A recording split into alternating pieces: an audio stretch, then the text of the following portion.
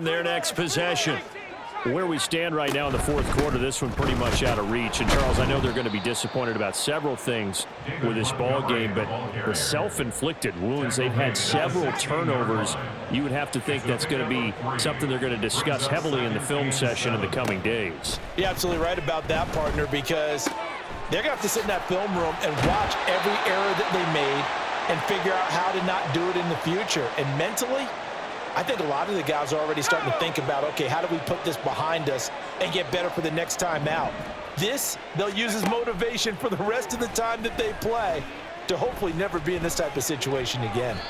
And he will not throw it away. He goes out of bounds, well shy of the line of scrimmage, so that's a sack.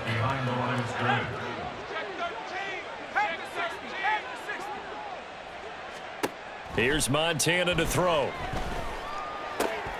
He's got a man. It's his fullback. And he'll get this up past the 25 before he's out of bounds.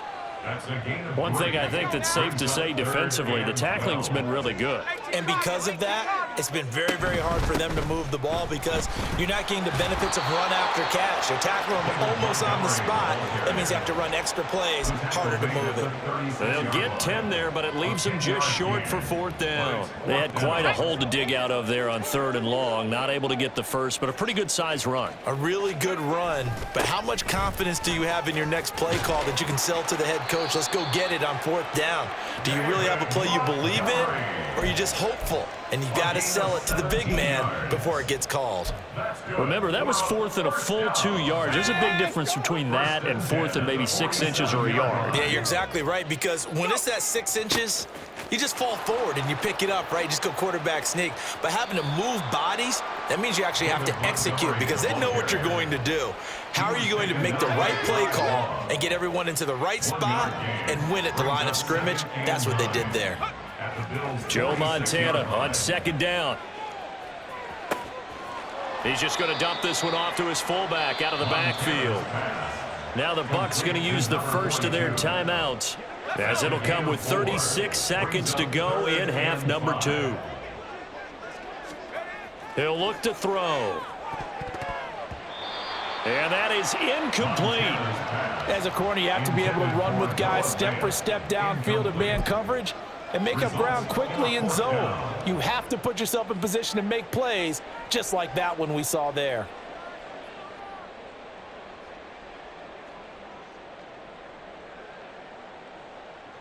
The decision made for them. They've got to go. It's 4th down.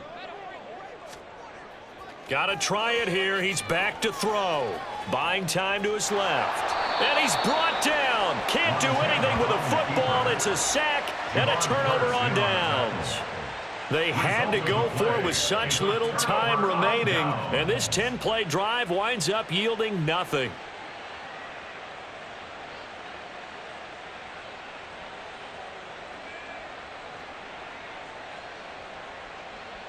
On the go.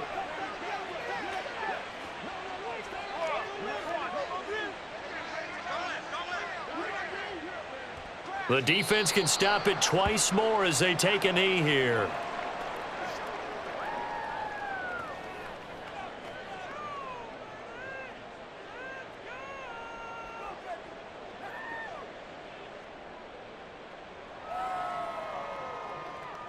Let's go now.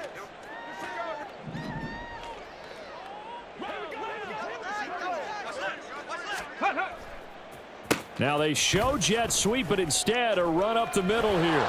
And he's free going down the left side. It's a foot race. And he goes down, but not before getting this inside the 25. And now we'll get a timeout here. They're able to stop it with 1 second to go in this game.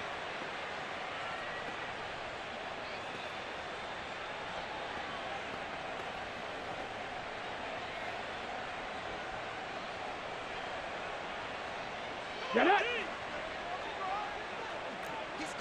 70 Timberwolves. Despite the late lead, Vic's going to throw. That's going to be caught.